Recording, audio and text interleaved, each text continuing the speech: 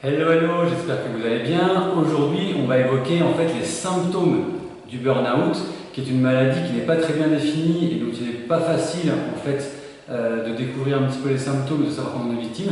C'est pour ça qu'aujourd'hui, je vais vous parler effectivement de ces symptômes et comme ça, vous pourrez la reconnaître et l'analyser beaucoup plus facilement.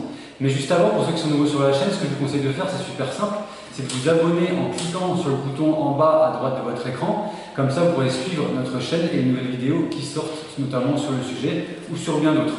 N'hésitez pas non plus à liker en fait, cette vidéo ou à la partager si vous pensez qu'elle peut être utile à des amis ou des personnes de votre entourage, ou à commenter si vous-même avez été victime de ce genre de symptômes et comment vous avez fait un petit peu pour vous en sortir. Pour en revenir à ce fameux burn-out, comme nous l'avons déjà évoqué, il s'agit d'un sujet en fait sensible, assez mal vu en France, mais vraiment bien présent. D'ailleurs, on a tendance à le cacher ou à se le cacher et à en faire abstraction pour ne pas être en marge un petit peu des collègues ou d'entreprises. Pourtant, 300 à 500 000 personnes en ont été victimes en 2017 et ils représentent environ 12,5% de la population active qui peuvent être des personnes à risque. Ces chiffres ne prennent d'ailleurs pas en compte en fait, la crise sanitaire et l'augmentation du télétravail qui a suivi, avec en fait, ses avantages, mais aussi ses nombreux inconvénients comme l'augmentation des amplitudes horaires, la difficulté à séparer en fait, le professionnel de la vie personnelle, l'ergonomie qui est parfois difficile à adapter et surtout en fait, la perte des liens sociaux.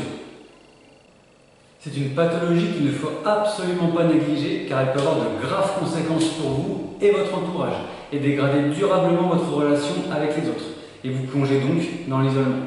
C'est pour ça que vous devez agir et si possible avant d'en être victime car ça n'arrive pas qu'aux autres.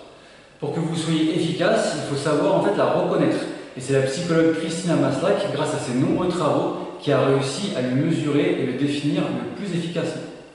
Il se traduit en fait d'abord par des signes physiques, avec une fatigue permanente, éventuellement des maux de dos, insomnie, migraine ou mal de ventre.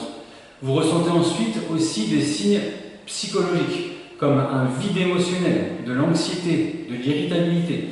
Vous aurez aussi tendance à vous isoler, à perdre votre concentration et à vous sentir dépassé et ou démotivé. Ensuite, à partir de là, vous allez ressentir des choses comme le fait d'être anormalement indifférent aux situations.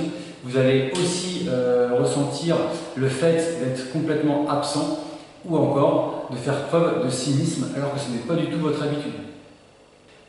Et du coup, si cette situation persiste trop longtemps, d'autres signes apparaissent comme la frustration, le sentiment d'échec et un détachement excessif vis-à-vis des événements et de votre entourage.